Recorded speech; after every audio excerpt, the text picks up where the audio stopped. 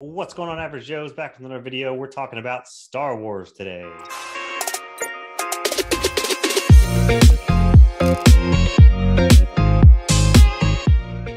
So last year, I started my journey in reading the Star Wars EU books, the Star Wars Legends, however you want to call them. They are the older books that are considered not canon anymore, but I don't really care. They are fantastic. So I've started from the beginning last year, and I wanted to read one a month, one every other month, but I epically failed at this, and I've only read a total of 4 so far.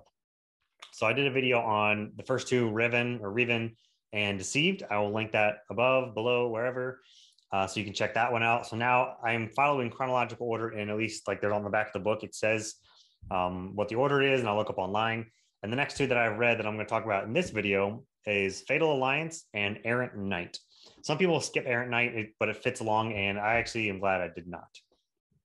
So I'm not going to talk about any spoilers, just an overview of what these books are about and that general concept. So as Riven and Deceived were much more intimate books, they were more about like 1 or 2 Jedi and 1 or 2 Sith, and then the relationship and the conflict between that small group of people and what was going on. So they were, and you can check that out in my video, but there's a much smaller plot, but you do get pretty good in-depth insights into the Sith that you didn't before. Now with these two, especially, we'll start with Fatal Alliance, much grander scale. You still get in with a Jedi and a Sith and the relationships there. And then you have Mandalorians. They come into it a little bit more too. The other books had some with the Mandalorians. This one really had one that was going around. I think there's a bounty hunter that gets teamed up with them as well.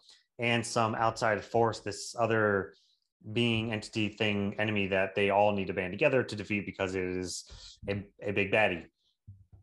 And while at times I felt like the bad guy was a bit OP and a bit odd, I don't know how they came up with the bad person, the enemy there, but I still liked what everything else transpired. The action was great.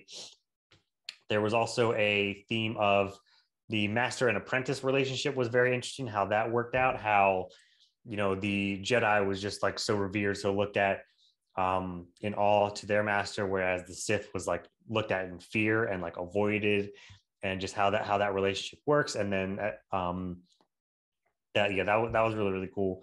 There's a grand battle that to seeing how there's a little bit more of, because it's grander in scale, you see how the politics, how it works a little bit more about, if the Sith and the Jedi were on a ceasefire, how, and they're working together, you're also kind of like wondering who's going to betray who. And obviously it's not going to be the Jedi. They'll keep their word, but you're just waiting for the Sith to betray them. And there's even like talk about like when and how they will do it, but you're not sure if they will do it because of the repercussions.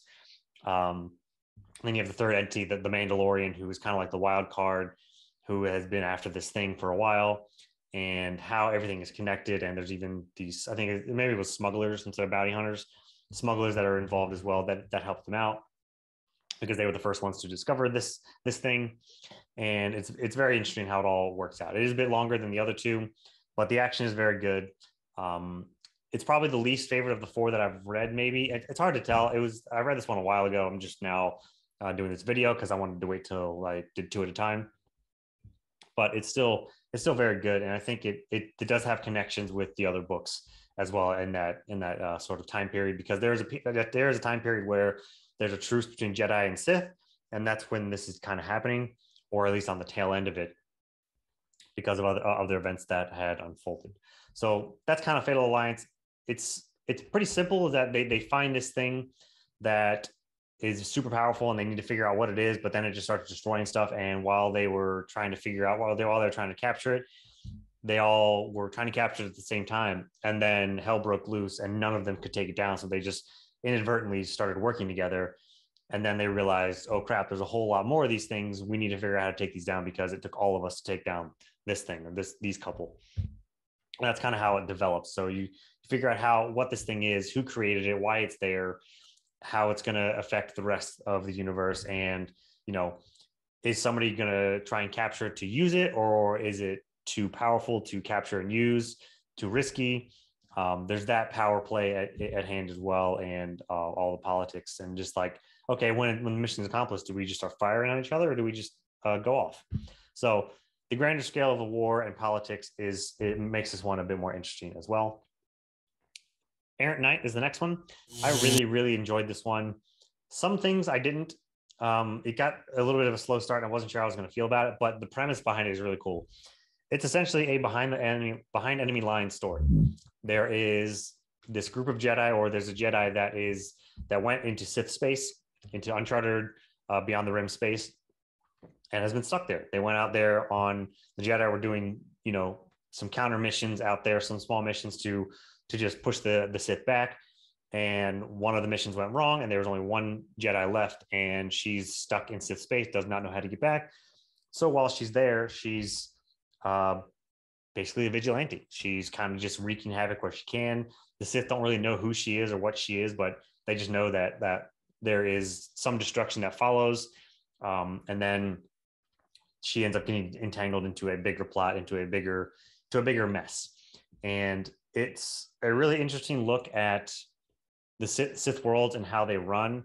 I think this author tried to paint a picture of like, okay, this is how Sith life is compared to in the past. All you know of the Sith is when they're battling, but this is like, okay, this is how they run their planets, the different ways different Sith run their planets, because it's more about control and fear, but how each of the control is different. So each of the Sith, each of the reigning Sith in their sectors are controlling and are held their power in different ways. And there's always more Sith trying to take over. And within this sector of space, there's divisions of all the different Sith that rule there, and they are at odds with each other, trying to usurp one another, take over their territories for more power. And while ultimately the Jedi are the worst enemy, they can fight each other because the Jedi are still so far away and they're not really in conflict right now. So that was really cool to see the differences. And you go to different sectors and the differences in how they are each run and how they are controlled. And there is, a mixture of controlling by an iron thumb, by fear, by mind manipulation, by the illusion of security and safety and a good life, but it's actually not. All of these things, it was really interesting. The action was pretty decent. There wasn't a ton of it, but there was some that was kind of cool. It wasn't like your traditional like lightsaber battles or shoot 'em up things. There's a bit more of some cleverness to it, and then how it all comes to fold, what the deeper things are, and what other connections and what else is at scale and on a bigger scale, I guess. What else is at hand on a bigger scale? So that's what Errant Knight is about. I just want to give a good glancing overview of what these are and how I feel about them. They are standalone books, so any of these you can just pick up anytime you want. I'd say Errant Knight I'd recommend above Fatal Alliance, but it's still pretty close. I can't really remember everything about Fatal Alliance because it was a while ago, but it's still worth a read. They're both worth a read.